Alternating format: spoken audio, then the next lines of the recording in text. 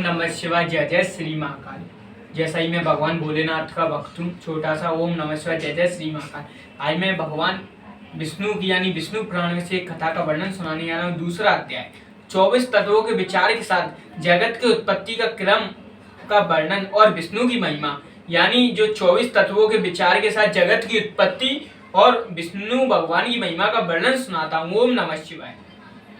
श्री पाराशर जी बोले, जो ब्रह्मा विष्णु और शंकर रूप से जगत की उत्पत्ति स्थिति और सार के कारण हैं तथा अपने भक्तों को संसार सागर के तारने वाले हैं, उन विकार रहित शुद्ध अविनाशी परमात्मा सर्वदा एक रस सर्व विजयी भगवान वासुदेव विष्णु को मैं नमस्कार करता हूँ, जो एक होकर भी नाना रूप वाले हैं। यानी जो भगवान विष्णु एक होकर भी उनके काफी रूप हैं, स्थूल सूक्ष्म हैं, अव्यक्त कारण एवं व्यक्त कार्य रूप है तथा अपने अन्य भक्तों की मुक्ति के कारण है। उन विष्णु भगवान को मैं नमस्कार करता हूँ, जो विष्णु रूप प्रभु विश्व की उत्पत्ति स्थिति और सार के मूल कारक हैं। उन परमात्मा विष्णु भगवान को मैं नमस्कार करता हूँ, जो विश्व के अधिष्ठान है, अति सूक्ष्म से भी सूक्ष्म है, सर्व प्राणियों में स्थित पुरुषोत्तम और अविनाशी है, जो परमार्थ वास्तव में अति निर्मल ज्ञान स्वरूप है, किंतु अज्ञान वंश नाना पदार्थ रूप से प्रतीत होता है, तथा जो काल स्वरूप से जगत की उत्पत्ति और स्थिति में समर्थ है, उसका सार करने वाले हैं। उन जगदीश्वर जन्मा अच्छे और अव्यय भगवान विष्णु को मैं प्रणाम करके तुम्हें वह सारा प्रसंग क्रमशः सुनाता हूँ, जो दक्ष आदि मुनि श्रेष्ठों को पूछने पर पितामह भगवान ब्रह्मा जी ने उनसे कहा था। वे प्रसन्न दक्ष आदि मुनियों ने नर्मदा तट पर राजा पुरुकुत्सु को सुनाया था तथा पुरुकुत्स ने सारस्वत से और सारवत ने मुझसे कहा, जो प्रकृति से भी परमिष्ट अंतरात्मा में स्थित परमात्मा रूप वर्ण नाम और विशेषण आदि से रहित है, जिनमें जन्म वृद्धि परिणाम क्षय और नाश इन 6 प्रकारों का सर्वथा अभाव है, जिसको सर्वदा केवल है, इतना ही कह सकते हैं, तथा जिनके लिए यह प्रसिद्ध है कि वे सर्वत्र और उनमें समस्त विश्व बसा हुआ है। इसलिए ये विद्वान जिसको वासुदेव कहते हैं, भाई नित्य अजन्मा अच्छे अभ्यस एक रस और हे गुणों के अभाव के कारण निर्मल परम ब्रह्मा है। भाई इन सब व्यक्त कार्य और अव्यक्त कारण जगत के रूप से तथा इसके साक्षी पुरुष और महाकारण काल के रूप से स्थित हैं।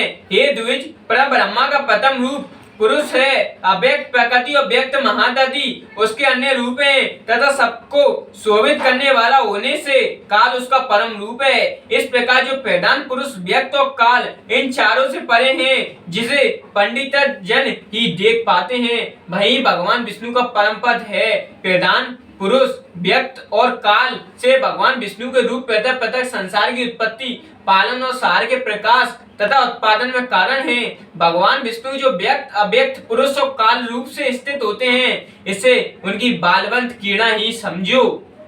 उनमें से अव्यक्त कारण को जो सद स्वरूप कारण शक्ति विशिष्ट और नित्य सदा एक रस है, श्रेष्ठ मुनिजन प्रधान तथा सूक्ष्म प्रकृति कहते हैं। वह सहरहित है, उसका कोई अन्य आधार भी नहीं तथा अपने में अजर निश्चल शब्द सर्वादि शून्य रूपादि रहित है। वह त्रिगुण में और जगत का कारण है तथा जो स्वयं अनादि एवं उत्पत्ति और लय से रहित है। यह संपूर्ण प्रवच पहले काल से लेकर सृष्टि के आदि तक उसी से व्याप्त था।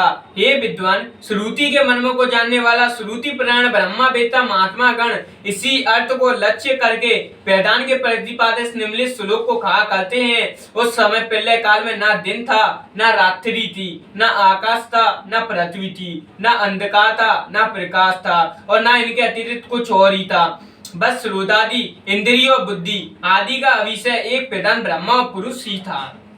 ये विप्र विष्णु के परम उपाधि रहित स्वरूप से प्रधान और पुरुष ये दो रूप उसी विष्णु के जिस अन्य रूप के द्वारा वे दोनों सृष्टि और प्रलय काल में संयुक्त और वियुक्त होते हैं, उस रूपांतर का ही नाम काल है। बीते हुए प्रलय काल में अव्यक्त प्रपंच प्रकृति में लीन था, इसलिए प्रपंच के इस प्रलय को प्राकृत प्रलय कहते हैं। हे द्विज, काल रूप भगवान अनादि, इनका अंत नहीं है, इसलिए संसार की उत्पत्ति स्थिति और प्रलय भी कभी नहीं रुकते, वे प्रवाह रूप से निरंतर होते रहते हैं।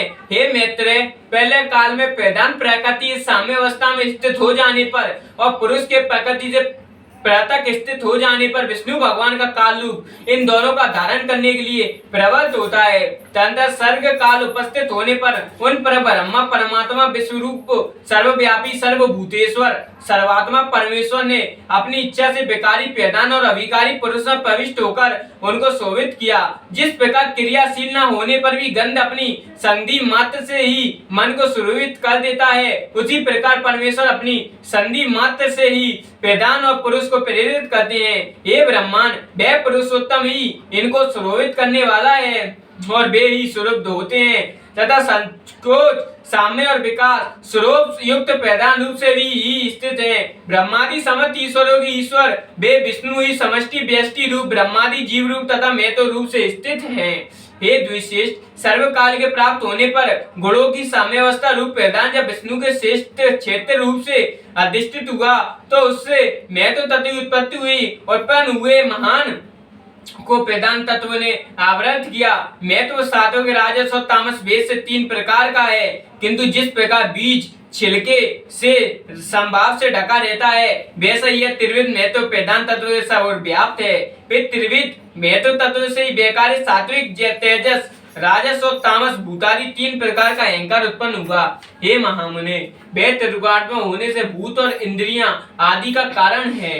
वेदांत से जैसे महत्व व्याप्त है वैसे ही महत्व तत्व से वह अहंकार व्याप्त है। भूतादि नामक तामस अहंकार ने विकृत होकर शब्द तंत्र मात्रा और उससे शब्द गुण वाले आकाश की रचना की।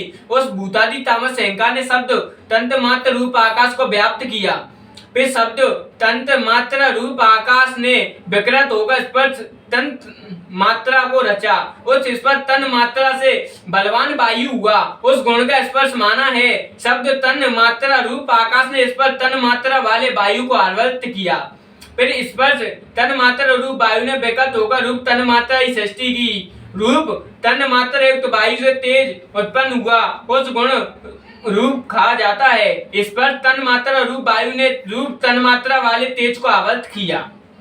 फिर रूप तन मात्रा में तेज ने भी विकृत होकर रस तन मात्रा की रचना की और उस रस तन मात्रा रूप से रस गुण वाला जल हुआ। रस तन मात्रा वाले जल को रूप तन मात्रा में तेजे ने आवृत किया। रस तन मात्रा रूप जल ने विकार को व्यापक होकर गंध तन मात्रा की सृष्टि की। उसने पृथ्वी की उत्पत्ति जिसका गुण गंध माना जाता है। उन आसादी भूतों में तन मात्रा है, अर्थात केवल उनके गुण आदि शब्दादि ही, इसलिए वे तन मात्रा गुण रूप ही कहे गए हैं। तन मात्राओं में विशेष भाव नहीं है, इसलिए उनकी अविशेष संज्ञा है। वे अविशेष तन मात्राएं शांत घोर अथवा मूढ़ नहीं है, अर्थात उनका सुख दुख या मोह रूप से अनुभव नहीं हो सकता। इस प्रकार तामस अहंकार से भूत तन मात्रा रूप सर्ग हुआ है। इस 10 इंद्रियां तेजस अर्थात राजस अहंकार से और उनके अधिष्ठाता देवता व्यकारिक अर्थात सात्विक अहंकार से उत्पन्न हुए कहे जाते हैं। इस प्रकार इंद्रियों का अधिष्ठाता 10 देवता और 11वां मन व्यकारिक सात्विक है। ये त्वक चक्षु नासिका जिह्वा और श्रोत ये 5 बुद्धि की सहायता से शब्दादि विषयों को ग्रहण करने वाली 5 ज्ञान इंद्रियां हैं। हे मैत्रेय, पायु गुदा उपस्थ लिंग अस्त पाद और बख ये 5 काम इंद्रियां हैं। इनके कर्म मल मूत्र का त्याग शिल्प गति और वचन बतलाए जाते हैं। आकाश वायु तेज जल और पृथ्वी ये 5 भूत उत्तर क्रमशः शब्द स्पर्श आदि 5 गुणों से युक्त हैं। ये 5 भूत शांत घोर और मूढ़ है, अतः सुख दुख और मोह युक्त है, अतः ये विशेष कहलाते हैं। इन भूतों में पृथक पृथक नाना शक्तियां हैं, अतः वे परस्पर पूर्णतः मिले बिना संसार की रचना नहीं कर सकते। इसलिए एक दूसरे के आश्रय रहने वाले और एक ही संगात की उत्पत्ति के रचने वाले महत्व से लेकर विशेष पर्याप्त प्रकृति के इन सभी प्रकारों ने पुरुष से अधिष्ठित होने के कारण परस्पर मिलकर सर्वदा एक होकर प्रधान तत्व के अनुग्रह से अंड की उत्पत्ति की।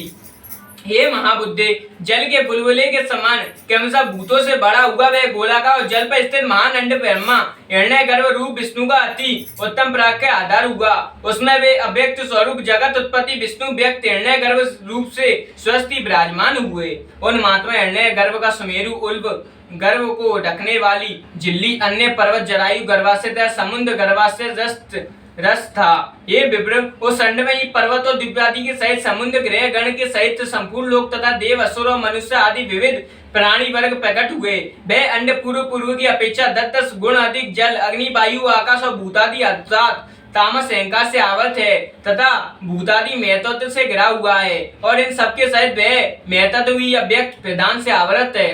इस प्रकार जैसे नारियल के फल का भीतरी बीज बाहर से कितने ही छिलकों से ढका रहता है, वैसे ही यह अंड इन 7 प्राकृत अवगुणों से घिरा हुआ है। उसमें स्थित हुए स्वयं विश्वेश्वर भगवान विष्णु ब्रह्मा होकर रजोगुण का आश्रय लेकर इस संसार की रचना प्रवृत्त होते हैं तथा रचना हो जाने पर सतगुण विशिष्ट अतुल पराक्रमी भगवान विष्णु उसका कल्पना युक्त युग युग में पालन करते हैं।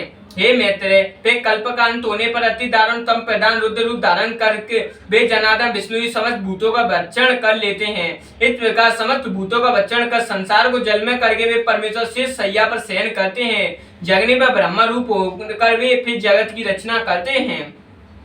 वे एक ही भगवान जनार्दन जगत की सृष्टि स्थिति और सार के लिए ब्रह्मा विष्णु और शिव इन तीनों संज्ञा को धारण करते हैं। हे प्रभु, विष्णु स्था ब्रह्मा होकर अपनी सृष्टि करते हैं, पालक विष्णु होकर पाल्य रूप अपना ही पालन करते हैं और अंत में स्वयं ही सारक शिव तथा स्वयं ही उपसहित लीन होते हैं। पृथ्वी जल तेज वायु और आकाश समस्त इंद्रियां और अंतकरण आदि जितना जगत है सब पुरुष रूप और है, क्योंकि वह विष्णु ही विश्व रूप और सब भूतों के अंतरात्मा है। इसलिए ब्रह्मादि प्राणियों के स्थित सर्गादि भी उन्हीं के उपकारक है।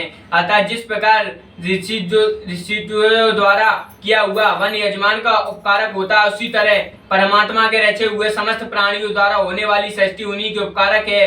वे सब स्वरूप श्रेष्ठ बलदायक और बड़े प्रार्थना के योग्य भगवान विष्णु ही ब्रह्मा आदि अवस्थाओं द्वारा रचने वाले हैं। वे ही रचे जाते हैं, वे ही पालते हैं, वे ही पालित होते हैं तथा वे ही सार करते हैं और स्वयं ही शयंत होते हैं। इस प्रकार श्री विष्णु पुराण के पहले अंश में दूसरा अध्याय समाप्त हुआ। ओम नमः शिवाय। जय जय श्री।